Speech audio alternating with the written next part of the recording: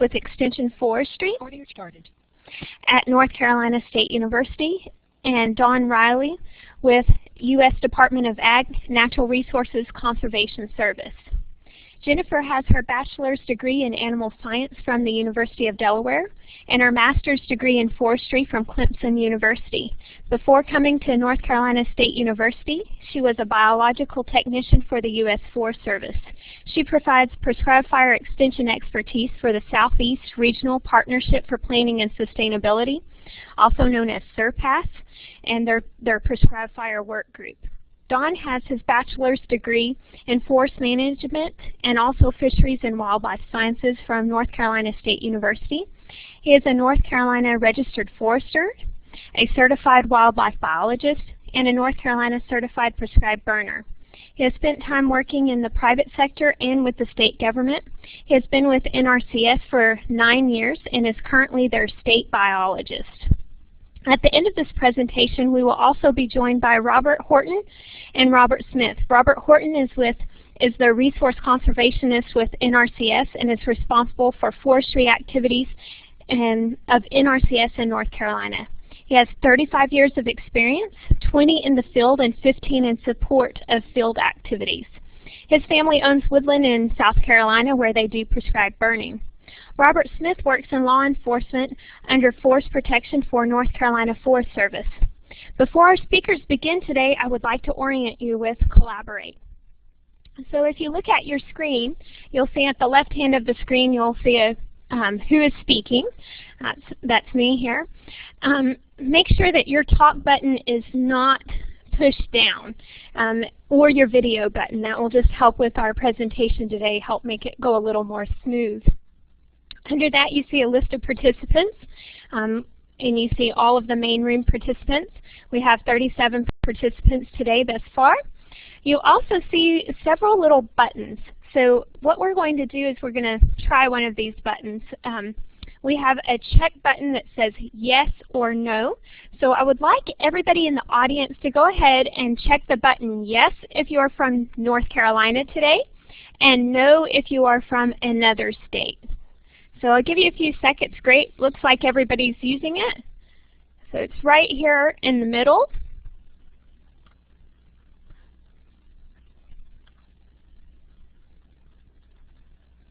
Good. And if you have any trouble or any questions today, you can type them in the chat room. Underneath the main room, you see a chat room and it says supervise. You can type any questions that you might have in this chat room.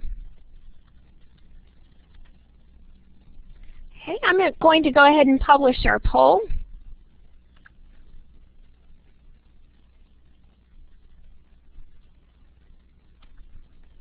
And so it looks like we have no response from about 34%. So if you have questions, you don't know where that button is, please do type in the chat room that you need some help and I'll give you some further clarification. And 43% said yes, you're from North Carolina, and 21% are joining from a different area or a different state. Okay. Oh, well, let me show. Okay, so now you see a little bit about Collaborate. You see how the multiple choice questions work. As we go through the presentation today, we will be asking for your input and in the form of multiple choice questions, and also be asking that you type any questions that you have in the chat room. Now, the next thing I'd like to ask you to do is to please go ahead and introduce yourself by typing your name and where you're coming from in the chat room. That way we get an idea of who's joining us. We know who's from North Carolina and who's from a different state, but this will help us a little bit more. And at the very end, the presenters will answer questions. So type throughout, but just remember that we'll be coming back to the questions at the very end. So I'm going to type my name in the chat window, and hopefully the rest of you can have a chance to do that also. So I'm going to go ahead and hand over the microphone to the speakers this morning, and first up is Jen Evans.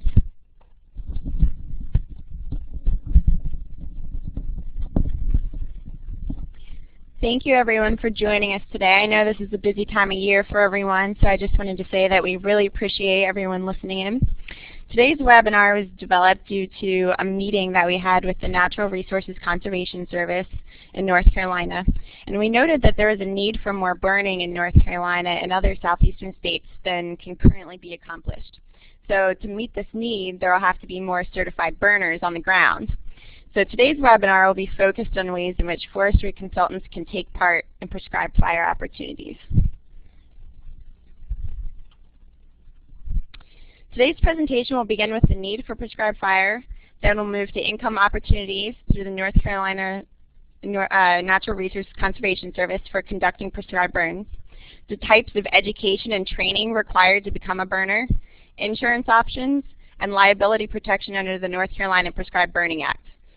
We'll end with prescribed fire resources, and from there we'll answer any questions taken from the chat box. So throughout the presentation, if you do have questions, please feel free to type them in there and we'll answer them at the end. So first we want to start with a question so that we can know who is in our audience and how many of you are already offering prescribed burning services to your clients. So if you could, please answer whether or not you currently offer prescribed burning. We're going to go ahead and change the polling type here so that you can answer A through D. And if you could, in the same area before where you had answered yes or no, go ahead and choose A, B, C, or D. A, yes, B, no, C, not currently, or D, not applicable if you're not a forestry consultant. And I'll give everyone a few seconds to respond. So we'll go ahead and publish those results to see where everyone is. Great. So it looks like about 9 of you, or 18% of you, are actually already offering burning, and about 8% of you are not. And there's a large majority, 28% are still thinking about it. So that's great. Hopefully this webinar will help you make that decision today. So prescribed burning is an important land management tool throughout the southern forest, grasslands, and croplands. And in 2011, almost 6.5 million acres were burned by prescription for forestry purposes in the 13 southern states. Since those of you that are participating in this webinar are either forestry consultants or work with or interested in prescribed fire, I'm sure you're already aware of the multiple benefits that the use of prescribed fire achieves. However, just to reiterate, some of the primary reasons to use prescribed fire as a land management tool include the items shown here. So fuel reduction. Prescribed fire is definitely the most practical way to reduce dangerous accumulations. Without fuel reduction, fire hazard can be extremely high, especially in large contiguous stands. It can also be used for site preparation for seeding, planting, or natural regeneration. Insect and disease control, for example, controls brown spot needle blight in longleaf seedlings by burning off the infected needles. It can improve wildlife habitat, for example, by opening up the ground level for travel and feeding and improving nutrient availability for plant growth and for forage. Manage competing vegetation, and prescribed fire is by far the most economical way to do this when possible. Chemical and mechanical treatments can be up to 10 to 20 times more expensive. For aesthetic enhancement, burning maintains open stands, produces changes in the vegetation, and increases the visibility of flowering plants. And finally, biological community restoration and maintenance. Many plants actually have adaptations that favor a fire-dominated environment. So with these benefits, many landowners will actually pay a contractor to come burn their land. And as you'll hear from Don later, agencies such as the NRCS provide payments for certain prescribed burning activities. The need for more prescribed burning is not just a local issue here in North Carolina, but is a region-wide issue for the entire South. According to a survey of all state forestry agencies in the Southeast, this is primarily due to lack of capacity, liability concerns, smoke management issues, and weather. Several organizations across the South are working together to collaborate on putting more fire on the ground. Right now, longleaf pine is the biggest regional effort to do this, even though we know more burning is needed in other ecosystems too. This map that you see here was created by America's Longleaf Initiative, who set a goal to increase longleaf from 3.4 million to 8 million acres by the year 2025. So I don't expect you to be able to read everything that's on this map, but if you can see each of the green circles, those depict significant geographic areas where there's already large tracts of existing longleaf that could potentially be connected to over 100,000 acres of surrounding longleaf habitat if it can be restored back to longleaf. As you can see, in North Carolina, there's 3 significant geographic areas in the North Carolina Sandhills, Bladen Lakes area, and Onslow Bight. And each of those have over 20,000 acres of existing longleaf. And since the longleaf is fire dependent, there need to be more prescribed burning in these areas for this to happen. Another organization that's decided to make prescribed fire priority is the Southeast Regional Partnership in Planning and Sustainability, also known as SURPASS. The SURPASS Prescribed Fire Work Group is made up of many representatives from federal agencies, state agencies such as the North Carolina Forest Service and Southern Group of State Foresters, and nonprofit groups like the Longleaf Alliance. Representatives from each of these groups has joined the SURPASS Prescribed Fire Work Group because they understand the importance of prescribed fire and longleaf pine in their work. So for the 2013-14, some of their goals include to increase the number of trained, qualified, and experienced burners, minimize landowners' risk of liability associated with prescribed fire, and to minimize local smoke impacts on air quality.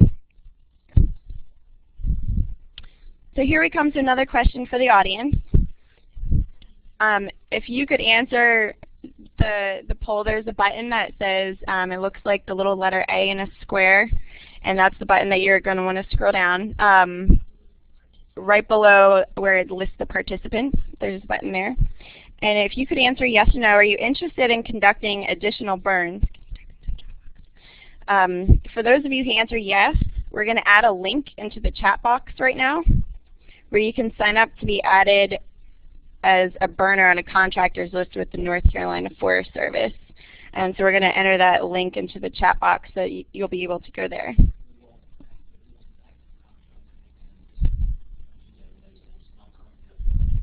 This is a new database that's not currently up and running yet, but it will add your name to this list if you're active. Okay, and that will be for the local, county, or district areas where you work in. So we're going to go ahead and add that link, and it looks like just about everybody has responded now. For those of you who, okay, I see a lot of you are actually not forestry consultants as well, so that's good to know. We're going to go ahead and publish the results now.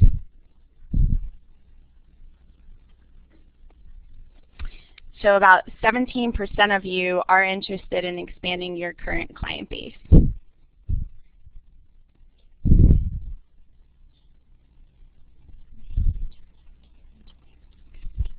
And we're going to go ahead and enter that link into the chat box now for you too.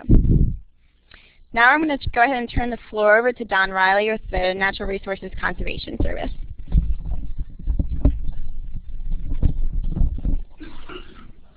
Okay, even though you can't respond to me, I'll go on and tell everyone good morning. I appreciate you being here. I was only given 10 to 15 minutes, and it would be naive of me to believe that we could cover everything in that time frame. So my goal for the next few minutes is to give you all a familiarity with what NRCS does, who we are, and what our goals and objectives are.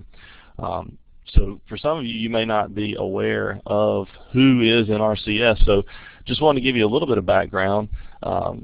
Our agency was initially the Soil Conservation Service. It was founded in 1935, and for those of us in North Carolina, we have bragging rights that the founder was a North Carolina native, Mr. Hugh Hammond Bennett from Anson County. So feather in our cap, and we can take credit for the start of this whole thing. But in 1994, you see there on the slide that the name changed to the Natural Resources Conservation Service just to reflect more adequately what the agency had done, the expansive goals and objectives that we address. You see there in the second bullet, NRCS provides assistance to the local level through a cooperative relationship with landowners and partners. NRCS is a locally driven federal agency. It's something that makes us somewhat unique. It gives the local folks an opportunity to provide input on what our goals and objectives and our priorities should be. We take pride in that we do have a face to go along with our name that represents every county.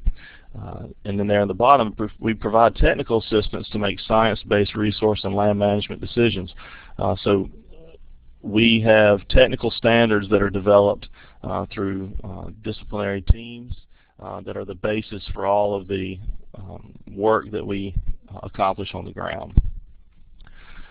Our mission is to provide resources to farmers and landowners to aid them with the conservation of soil, water, energy, plant, and wildlife resources and improve air quality on privately owned lands.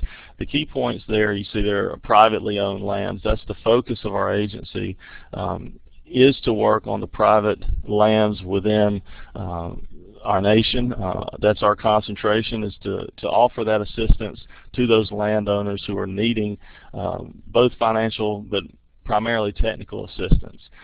And the next bullet there is a key point for those of you on this conference, and what your potential role or involvement could be is through voluntary enrollment. NRCS works with landowners.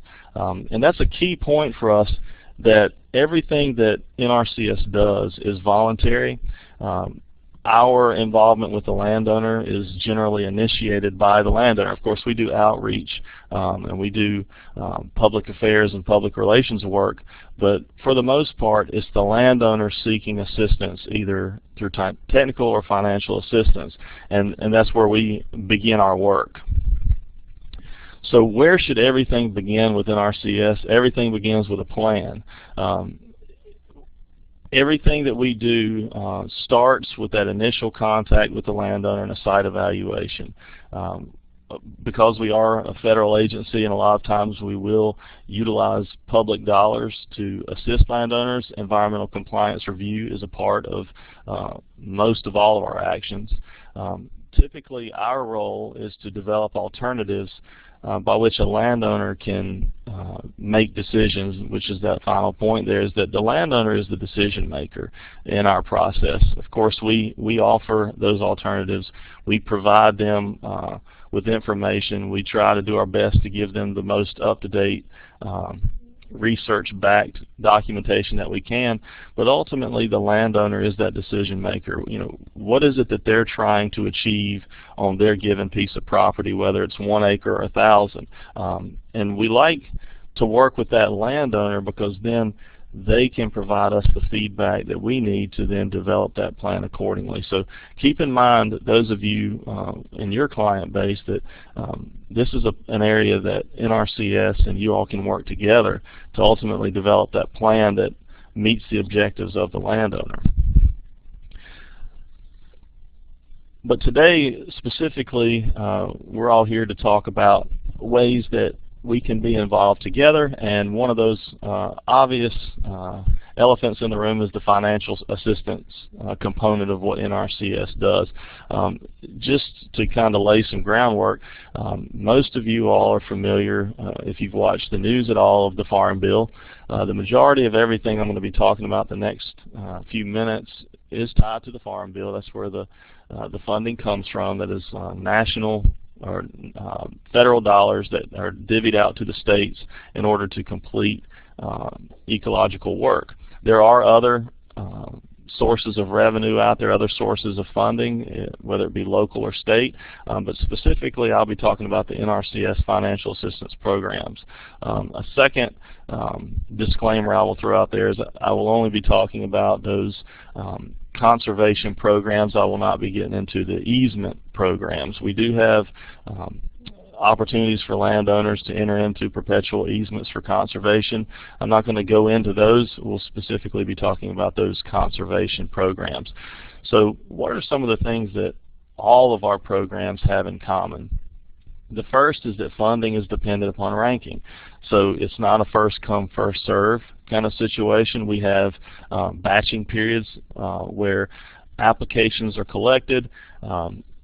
Each state has the ability to develop ranking criteria, and depending upon what that landowner's decisions are, what they're going to actually implement on the ground, would be how that application would rank out. And then those would be compared amongst all the other applications within a particular funding pool. So ranking. The second is that participants must have an approved contract and are reimbursed for practices that are completed according to our specifications. So this is not like a grant type of situation. There's not money up front. There are some caveats there that I don't have time to go into now, but in your mind think that these are reimbursements. So after the work is completed, that's when the financial assistance comes in. And of course, those NRCS specifications. Everything that's done has to be implemented according to an NRCS standard and spec. Reimbursement is based on a payment rate from a regionally developed payment schedule. This is something that's fairly new for our agency. And I'll just touch on this because I'm going to give a little bit of information later that's not going to be applicable to some of you. The nation was divided into multiple regions, and then our payment schedules were developed within that region. North Carolina happens to be in the region entitled the Appalachian region, which includes North Carolina, Tennessee, Virginia, West Virginia, and Kentucky. We still consider ourselves a southeastern state, but for the regional payment scenarios, we don't fall in with some of our neighbors to the south. So keep that in mind when I throw out some numbers for cost share rates. I did put in there in red that don't think of it as cost share, think of it as a reimbursement. Contracts are with individual landowners. That is something that's unique to all the programs. NRCS will enter into an agreement with a landowner to implement work on their property. Now, an entity may be eligible, maybe not, but it's not necessarily an individual person, but an individual landowner. Second to the last bullet there, participants and land must meet eligibility requirements. Some of these can be complicated for those landowners who have never participated in our programs before. So the key is to get those folks in the door soon in the process so we can help them through that process. And then the last bullet, kind of going back to my previous slide, those contracts are meant to support the implementation of a conservation plan. So the plan first, the financial assistance comes later. So specifically, let's talk about a few of the programs that are out there and available. The first one is, in North Carolina anyway, in a lot of ways the flagship program. It's the Environmental Quality Incentives Program. Typically, it's the highest level funded program in our state anyway. Some of the other states may be different, but for our state it's the highest funded program. It does all of the types of work you can imagine out on the farm and private forest landscape, but specifically when it comes to prescribed burning, herbaceous, in-stand and site prep burns are all eligible under EQIP. There are payment schedules developed for each of those particular scenarios. Typically, the contracts run 2 to 5 years. EQIP does allow for up to a 10-year contract, but typically we try to run shorter contracts because of the technical assistance dollars that are tied to those financial assistance dollars. So you think in your mind shorter duration contracts. And then another important one, and again where we may have a potential to help each other out, is that all applications with prescribed fire must have an approved burn plan by a certified burner. And that's an eligibility requirement here in North Carolina. Again, for those of you that are in other states, this might not be something that's applicable to you, but for us here, that's one of the things that we're requiring, and I'll describe more why at the very end of the presentation, and it has to do with workload. But just know that that's something that all of our folks that are applying for prescribed burning are going to need someone to assist them with the development of their burn plan. The next program is the Conservation Stewardship Program. It's CSP, and as you know, NRCS is very fond of our acronyms, and I apologize for speaking in alphabet soup language, but CSP is kind of a rewards those participants that are doing good things now. Regular prescribed burning can factor into a base CSP stewardship payment, and the way CSP works is, individuals who are actively engaged in conservation can get a payment on their lands if they're willing to do additional enhancements. But prescribed burning is one of those things that could factor into how their payment rate is developed. Participants should answer CSP questions carefully, because if they depend on a USDA program to get burns accomplished, that might cause them some issues. And getting stewardship credit for a prescribed burn may make them ineligible for financial assistance under another program like EQIP. And again, there at the bottom, at least one enhancement is required for them to be eligible. Basically, I bring CSP to you all because it's an opportunity for you, when working with your clients, to provide them with an opportunity to get some potential cost share assistance for work they've already accomplished, and then of course work that they're willing to do in the future. Just another option for those individuals out there that are actively engaged in things like prescribed burning. The third program I want to mention to you is the Wildlife Habitat Incentives Program, WIP for short. Honestly, this is going to be one that it would be extremely important for those of you to our south. But here in North Carolina, it's very limited. WIP has taken somewhat of a change on the national level and is more species focused. And one particular species that is focused for WIP is the gopher tortoise. Well, as you know, the gopher tortoise and the longleaf pine go hand in hand in a lot of ways, and we are not fortunate enough to have the species here in North Carolina. So we unfortunately do not utilize WIP very often as of now. Our habitat requirements for the golden wing warbler, which is a high elevation species in western North Carolina, we do use burning, but the funding levels are somewhat limited. But I did want to mention WIP to you all because it is another one of those options out there. It's available on most landscapes. It's a niche for those individuals who are very much interested in wildlife habitat enhancements. And for those of you, again, in the South that have more expansive opportunities due to the species selection, this could be one that you all would be falling into, or your clients would be falling into and wanting to be interested in. CRP is the Conservation Reserve Program. It's one of our older programs. It's been around a long while. It's unique in the fact that NRCS and Farm Service Agency, which is our sister USDA branch, have joint ownership, for lack of better words, for this program. They are the lead. However, NRCS offers technical assistance, so the conservation planning, development of specs, development of operation and maintenance, that would be NRCS's role. Payments, eligibility, those kind of things would be the responsibility of Farm Service Agency. Land must have a cropping history. This is specifically for cropland and pasture land, and so the cropping history is a requirement there. So existing forest land, cutovers, things like that would not be eligible. Typically, they're 10 to 15-year contracts, and with CRP, there's the difference between some of the other programs is that they do have an annual soil rental rate payment. So there's also establishment payments as well as management activity payments, but with CRP there is a soil rental rate. So it's a 10-year agreement or a 15-year agreement with an annual payment. Where prescribed fire comes into play with CRP is that it's utilized to meet some of the management requirements within the contract.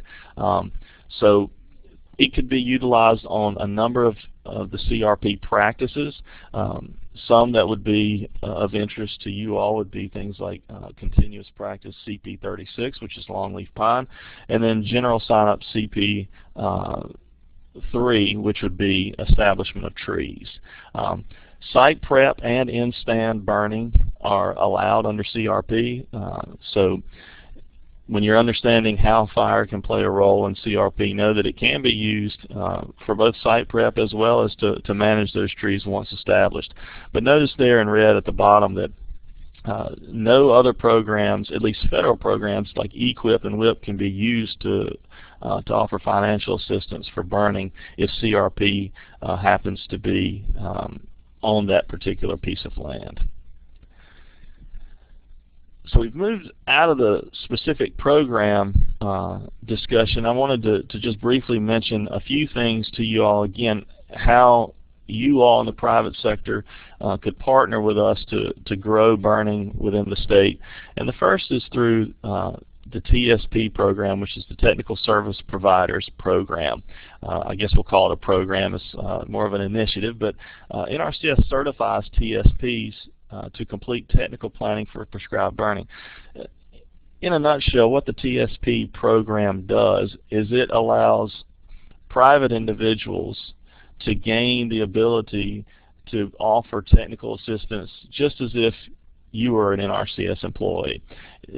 There's certain things involved as far as getting yourself registered, but then what it would allow you to do, it would allow you to develop the plan, you to develop the specifications for your clients, and then NRCS would accept those plans and specifications. It would also allow you to do certification of practice implementation, so that all the work as far as that you're doing with your clients, you could provide that technical assistance just as if you were NRCS. And then NRCS's role would be administering the contract as far as actually making the payment, handling the documentation. Where this specifically may become of interest to some of you is there is funding tied to the TSP program. That funding is annually allocated, so it's sometimes difficult to determine exactly how much each state will be receiving, but there is funding available for that. The second thing I wanted to mention on this slide was something new for 2014. It's not a new idea, it's just new for prescribed burning, and that is conservation activity plans. This is something that rolled out a few years back, and it's expanded. It's grown into several areas, including energy and now burning. And what the CAP is, the conservation activity plan actually is it's a way for a landowner who needs a plan to come into NRCS, express that interest, and then for them to be able to work with an individual like you all to develop a plan. That plan has a set payment rate, and that landowner would be paid, and then our hope would that eventually they would pay you for your services. It does not bind them to implement the plan, but it does give them something to work with so that they could then come in and be able to apply for financial assistance for those actions within the plan. I mention this as new with asterisks simply because I'm not 100% sure of how this is all going to come out this FY for 2014. There is a potential that some things will change, but I did want to bring it to your attention as something, you know, to kind of keep your eyes peeled for, to kind of see if this is something you might be interested in. And then the last thing I want to mention on this side, if any of you are at all interested in becoming certified as a TSP, the simplest thing to do is go to one of your search engines and just type in TechReg, as you see right there on the bottom right, TechReg. It'll pop up. There's all kinds of information there for you. You can go in there, look, see if it's something you might be interested in. If you are, you can contact someone within NRCS within the state office, whatever state you're in, and find additional information. So to kind of wrap up, just wanted to throw out there just kind of the state of the union for NRCS. You know, where do we stand specifically when it comes to financial assistance specifically for prescribed burning? The first I'll mention is financial assistance levels as far as the amount of funding we've received, at least in North Carolina, for longleaf pine and forestry have increased. And increased substantially over the last 5 years or so. For instance, some numbers that I just briefly picked up to give you an idea. From 2010 to 2012, just that few-year period there, $1.7 million was allocated to prescribed burning and fire breaks, just those two practices within those years. And that is just under EQIP and WIP. That's a pretty substantial amount of money for our state, and I'm not sure how this compares to other states throughout the nation, but that doesn't necessarily mean that all of that burning was done in 2010 and 12. It means that money was allocated to contracts for burning or fire breaks within that time window. I do not have 13 numbers yet because we have not yet completed our allocations. But just keep that in mind, that there's a lot of financial assistance out there available, and there's a lot of interest. But the third bullet is one that concerns a lot of us, and really is my reason for being here today to talk with you all, is that prescribed burning has the highest rate of modifications compared to all other practices offered in our state. So out of all the financial assistance programs we have and all of the activities that we offer cost share assistance, prescribed burning tends to have the highest rate of modifications. Now, you all are telling me that that makes sense because burning can be difficult to implement. Well, that's true. It can be. The weather and many other parameters tie into that. But another reason for that is just the simple lack of available individuals who can help get the work done for our private landowners. So we definitely want to continue to grow the program, but we need your help. We're quickly reaching capacity. Maybe we've passed capacity, but we still have an enormous interest. I mean, in 2013 we'll have substantial volumes of money tied up into prescribed burning and fire breaks again. So the landowners are wanting it. It's getting the work done is where we are. But a couple of cautionary points I wanted to point out in our State of the Union is be aware. When you have clients with a contract, help keep them on schedule. You know, a lot of times we'll have landowners who will sign up for cost share assistance. They'll get a contract, and then it goes on the dashboard of the pickup truck and becomes second priority, and we understand that. But you all, if you're involved with clients who have contracts, help keep them on schedule. Help us help them keep them on schedule. And of course, the last is obviously communication. Ultimately, that individual with the contract has the responsibility to complete the work. However, we as the agency have an obligation to make sure that we help keep them informed. And if you all are going to be assisting with them, we'll hope that you'll help take on some of that responsibility again of staying on schedule. And again, there are some rules and regulations that are in place that hinder our ability to communicate outside of with that individual we have a contract with. But you know, there are ways that we can work with you all, and we want to be able to do that. So open communication can definitely be a factor that will help us get some of this burning completed. And I know that there will probably be questions that we're going to take in at the end, and I do apologize for the very quick run through of where NRCS plays a role. But I'll be happy to talk with any of you. You can easily find me. I think some contact information may be provided at the end. But that's kind of the rundown of NRCS involvement with prescribed burning in North Carolina. And I'm going to turn it back over at this time.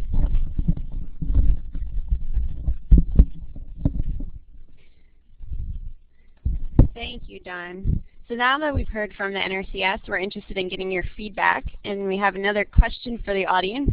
I know some of you last time were answering in your chat box, so just make sure to use the drop-down menu to answer the question. But what is the least amount of money that you would need to make in order to consider expanding your prescribed burning services? So when you answer this question, think about it either being for one individual tract or possibly multiple properties in a bundled area where you'd bring in a crew for a period of time, for example, 5 different 10-acre properties all in the same county. And if you're not interested, or if you're not a forestry consultant, please answer E for this question. So we're going to go ahead and publish the results here in a second.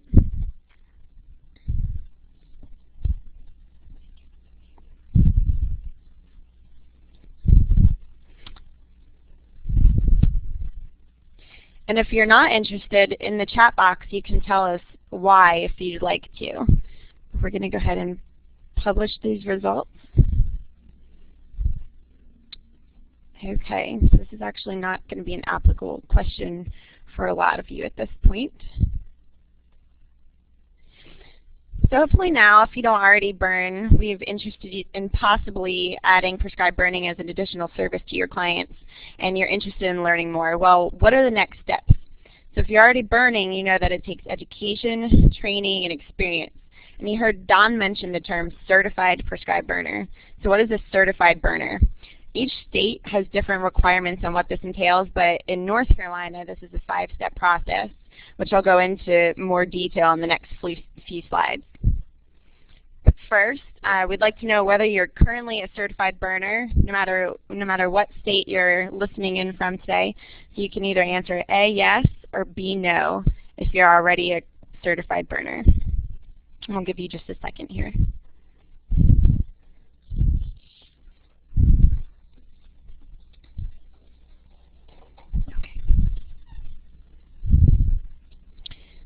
We're going to go ahead and publish these results. And it looks like, that's great, about 37% of you are already burning.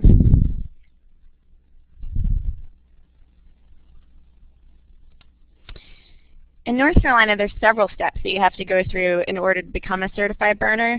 I do want to mention that these requirements vary from state to state, so if you'd like to become a certified burner in another state, you'll have to check with them, with your state forestry agency to follow up for that particular state. If you are already certified in another state, but you're also interested in becoming certified in North Carolina, the North Carolina Forest Service has accepted other state certifications in the past. However, at a minimum, you would have to attend the sections on smoke and the North Carolina Prescribed Burn Act during the training course before they would issue you a North Carolina burner number. So in North Carolina, the first step to becoming certified would be to attend the Prescribed Burner course and pass the test at the end of the course with at least a 70% or better. So the next course is actually coming up soon, here on October 15th and 16th. The course is usually offered annually. It's usually in the fall. It's a 2-day course held at the Montgomery Community College in Troy. It's $25 a person, and you can register on the North Carolina Forest Service website, which I have shown here. These are just some of the topics that would be covered in the course. In the classroom portion, you'll learn about the state laws on prescribed fire, discuss the smoke management guidelines, and learn about fire weather behavior techniques. And in the field portion, you'll have the chance to learn how to write a burn prescription. Right now, the course is usually only offered in Troy. However, an additional location could be added if there was enough interest. So my question to you all now is, where would be the most convenient area to receive training? If you're already certified, what about maybe if they offered a refresher course or some other sort of training? So would it be in the western, central, or eastern part of the state?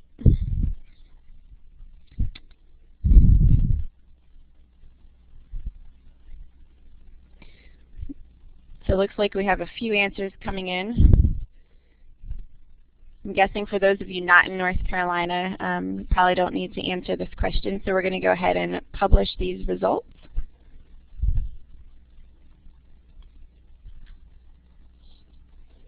And it looks pretty even here throughout the state. If you are already certified and maybe you just need a refresher, or if you'd like to learn more about prescribed burning before you decide to become certified, there's actually an online basic prescribed fire training course now available through eExtension. I put their website at the top here. It's just campus.extension.org. And then to get to the prescribed fire training, you would click on energy and environment, and then go down to rangelands, and then basic prescribed fire training. And although this won't allow you to become a certified burner, you can still learn about the basics of prescribed fire and get a certificate of achievement if you complete the entire course. And I'll actually be adding more information from the Southeast to this training course over the next few months, including laws for each state. So keep your eyes open for that as well. Next step in becoming a certified burner is to prepare a burn plan with the necessary information. And here, this is a template burn from the North Carolina Forest Service. I know you probably can't read everything that's included here, but as you can see, it's very detailed. The certification class provides more information on completing the burn plan and how to write this out. So some of the things listed here are general information. You also need to include your burn objectives, the fuel type, basal area, distance to the nearest smoke-sensitive areas, acceptable weather conditions, available resources, things of that nature. And there's also spaces to include information during the burn, during mop-up, and during a post-burn evaluation. You have the option to use either this template from the Forest Service, or you can use your own burn plan as long as it has all of the required information from the North Carolina Prescribed Burning Act included. So who can write a burn plan? Under North Carolina law, only certified prescribed burners can write a burn plan. This could include landowners, consultants, as Don mentioned, technical service providers, agency staff, or anyone who's certified. At a minimum, the following the information on the burn plan must contain all of the information required by the Burning Act. And these are just some resources that could help you to write your burn plan. The North Carolina Forest Service website, there's also a Prescribed Fire Smoke Management Pocket Guide that provides a checklist of items related to air quality and smoke management. This will also actually be made into a mobile app, hopefully by the end of the year, so you can keep an eye out for that. The Southern Fire Exchange provides numerous fire-related resources for the Southeast, including a section called Planning Your Burn. Also, the U.S. Forest Service recently updated the Introduction to Prescribed Fire and Southern Ecosystems Manual. You can find this online, or if you're like me and prefer a hard copy, you can actually go to the Forest Service website and request a free copy be sent to you in the mail. And starting on page 55 is an entire section on planning your burn. The next step is to obtain all of the necessary burn permits and authorizations and notify nearby residents and emergency response agencies about the coming burn. So you want to give your neighbors plenty of advance notice a few weeks before you burn, as well as the day of the burn, and then once you've completed the burn. And to apply for a burn permit, you just go to the website that I have posted here. You can also find this website by just Googling North Carolina burn permits, and it takes you to the online burn system. The fourth step is to conduct the burn under North Carolina Smoke Management Guidelines following the burn plan while observed by a certified burner on site. So notice that you must have another burner who's already certified be with you when you conduct the burn. And the link that I've posted here is for the North Carolina Smoke Management Guidelines. This is also posted on the North Carolina Forest website. It explains what type of burning is allowed in each type of category day 1 through 5. These guidelines are covered in detail during the certification course. The fifth and final step to becoming a certified burner is to have the certified burner observe the burn, submit a recommendation of certification burn plan, and a map of the burn. If the certified burner doesn't think you're necessarily ready to be certified, they may ask you to do another burn, or as many as it takes until they think you're ready to become certified and put their name on that recommendation form. So just be aware of that. Now we have another question for the audience to find out the level of experience in the group. And we'd like to ask you, how many acres do you currently burn on average each year? If you don't burn at all yet, please choose A, not applicable. If you do burn though, please choose B, 1 through 50, C, 50 through 100, D, 100 through 500, or E, greater than 500.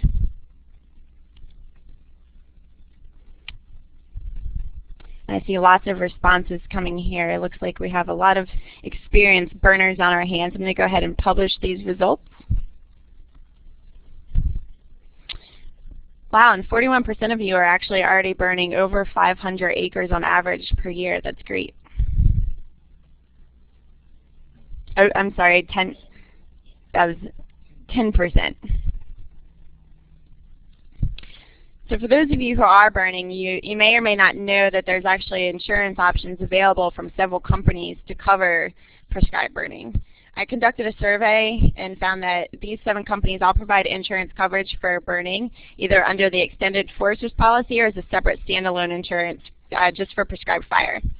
If you'd like this list, I'm going to provide my email address on the last slide, so you can send me an email copy asking for it. As for the cost of the policies, prices vary widely between companies. It's best to call around and do your homework, just like you would for your car or house insurance, to find out which policy might work best for you. If you're a member of the Association of Consulting Foresters, there's discounted rates through Outdoor Insurance Group. The Society of American Foresters has a partnership with the Davis Garvin Insurance Agency, who offers burning liability coverage for the property being burned, and smoke liability provided at the limit you select up to $1 million.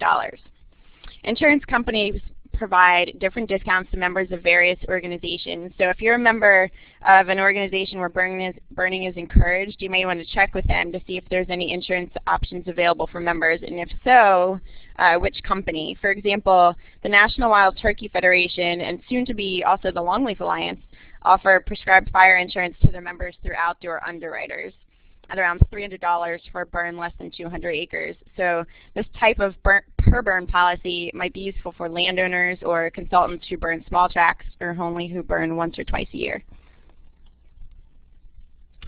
Most all of the insurance policies only provide coverage if you're a certified burner, so stick with your burn plan and if you follow all of the state laws in regards to burning.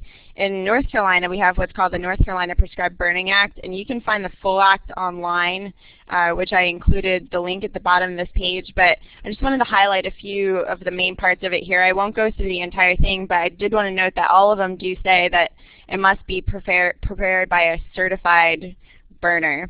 On Part B, I did want to mention that some people may not be aware of this, but a landowner can actually conduct their own burning without being certified if the landowner is burning a tract less than 50 acres and is following all of the conditions established by a prescription by a certified burner. So even though the landowner can still legally burn their own property if it's less than 50 acres, the burn still needs to be prepared by a certified burner. The next part of the Act discusses liability. If you look at Part B, it says that the landowner or the landowner's agent who conducts a prescribed burning in compliance, that was the last slide we just saw, shall not be liable in any civil action for damage or injury caused from smoke. Notice that this doesn't say anything about fire at this point. And then Part C goes on to say that it does not apply from a negligently or improperly conducted burning. Basically what that last slide was saying is that the Burn Act provides civil liberty protection for smoke as long as you're not negligent and you comply with the Burn Act. There is no law that provides civil or criminal liability protection for escaped fires in North Carolina at this time. Other states do provide this protection for fire too, so if you're listening in from another state, you'll want to check with your own state to see what the laws are there. So here are some things you might want to avoid. You can be found guilty of misdemeanor and possibly assessed a fine if no notice is provided to adjacent landowners, if a watchman doesn't guard the fire, or if the fire is not fully extinguished. You can be liable for any off-site fire damage if you're negligent in conducting the burn. And according to law enforcement, most of the tickets given are actually for allowing the fire to escape either from insufficient burn resources, so not enough people or equipment on site, or from insufficient monitoring of the site.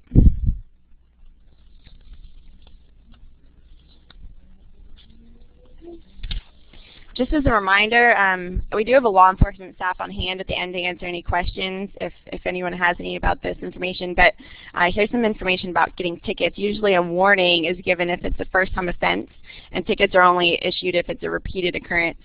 You could get a waiver if you adhere to the burn plan written by a certified burner and if sufficient attention was given prior, during, and after the burn. But every case is different, so all cases are reviewed on a case-by-case basis. And in North Carolina, there are actually very few civil cases resulting from escape fire.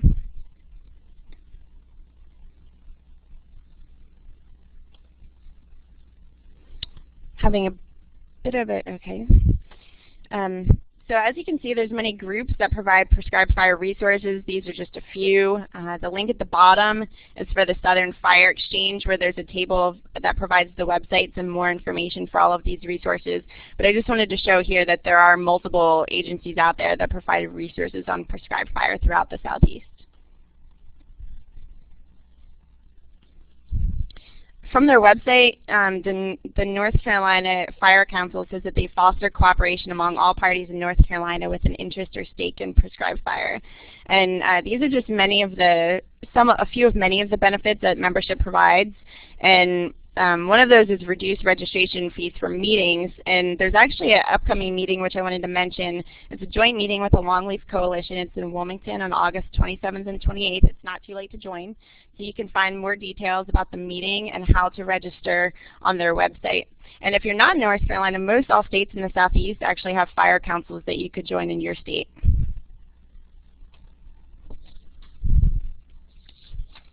So in conclusion, I just wanted to say that prescribed burning is becoming more increasingly utilized, but more is definitely necessary. As we discussed, there's multiple benefits of prescribed fire. Funding is available, and finally, more technical service providers, forestry consultants, and certified burners are still needed. And from here, we'll have NRCS and North Carolina Forest Service staff on hand to answer any questions. So if you do have any, please go ahead and type them in the chat box if you haven't already done so. Okay, great. So just to remind you that we do have Forest Service staff. We have Robert Smith with law enforcement, and we also have Phil Wallace, who's a longleaf conservation specialist. And then we have 2 NRCS staff. We have Robert Horton, and then of course we have Dawn, and we have Jen Evans here too. I've seen a few questions that you have typed, and they are NRCS questions, so I'm going to hand the microphone over to Dawn, okay?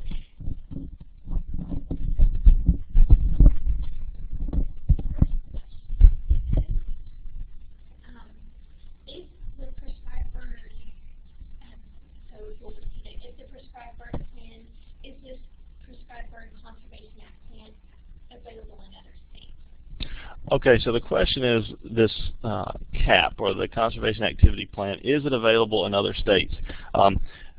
It could be available in all states. It will be dependent upon, first and foremost, what is finalized at the national level as far as what leadership will provide to the states.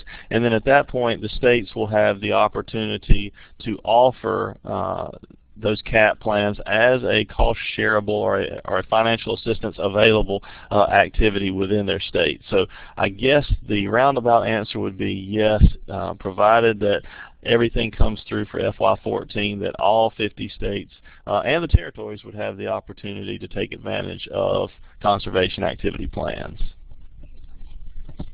Okay, the next question is somewhat lengthy. It says, oh.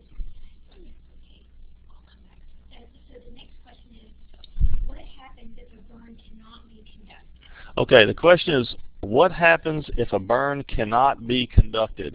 And I actually saw an earlier question about what happens if a CAP plan is written and it can't be implemented. So I'll answer both of those questions at one time. In the situation of a CAP, a Conservation Activity Plan, remember what I had said, that there is no requirement that the plan be implemented. The requirement is that the plan be developed to NRCS specifications. So if an individual were to get funding for a conservation activity plan, they were to write the plan, that's it for that contract. So if the burn is not implemented, then there is no issue there. Second part of that question is, what happens if a burn does not get implemented? I'm going to assume that would be a cost-shared item under, say, EQIP or maybe CRP. In that case, what would happen is that individual would be working with their local NRCS representative.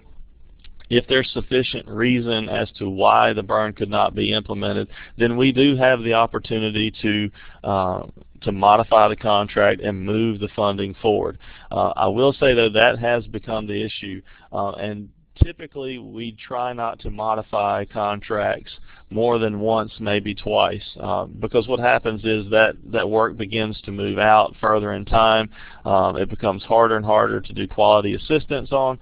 So I don't want to give the impression that, you know, the hammer is going to drop if you don't get it in that first opportunity to burn. There is opportunity to do modifications, but know that that is the objective, that is the goal, is to try to get these things put in timely. Not sure if that fully answers the question, but that's where that is. And I think there's a question now for the North Carolina Forest Service.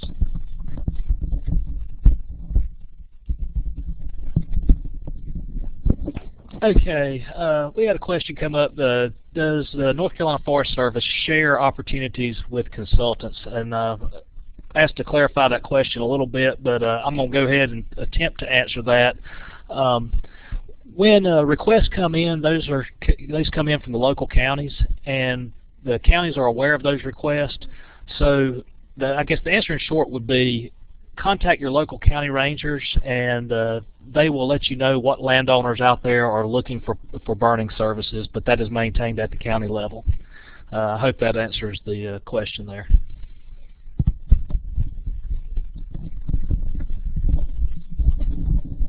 Okay, excellent. So we still have time for another question or two. If anyone else has a question, please feel free to type it in the chat room. I also want to let those of you who are not from North Carolina, or if you have further questions later on, just feel free to contact Jennifer Evans, because she does have information for other states and she could point you to the right resources. Or if you have a question for North Carolina later on, feel free to still contact Jennifer Evans and she can help you with finding the right resources. So let's see, we have one more question. Nope.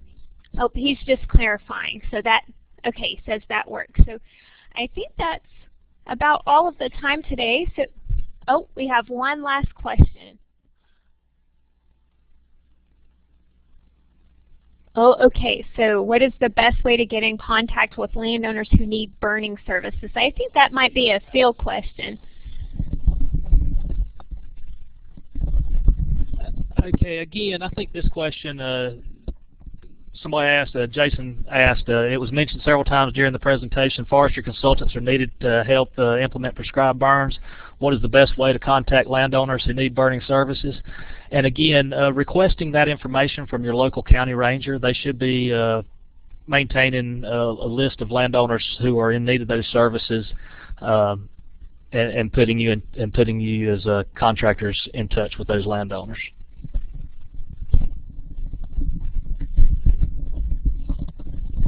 Great. So just again, if you have any other questions, feel free to email Jen Evans. She has her email on this page right here. I also want to just thank our speakers today. It was great to have both NRCS and Forest Service with us.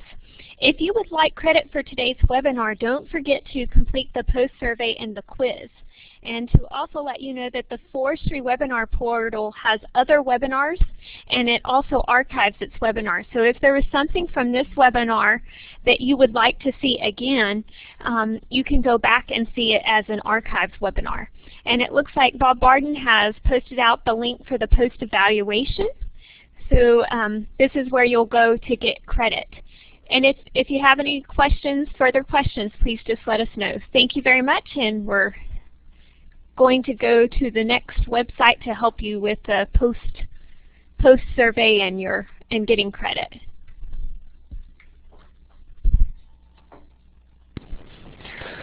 So folks, this is Bob Barden. As Lori said, I posted the link in the browser. I've also, in the chat window, I've also pushed it out through Collaborate, so your browser window should have opened. Give it a little bit of time to bring up the evaluation so that you can work through that process.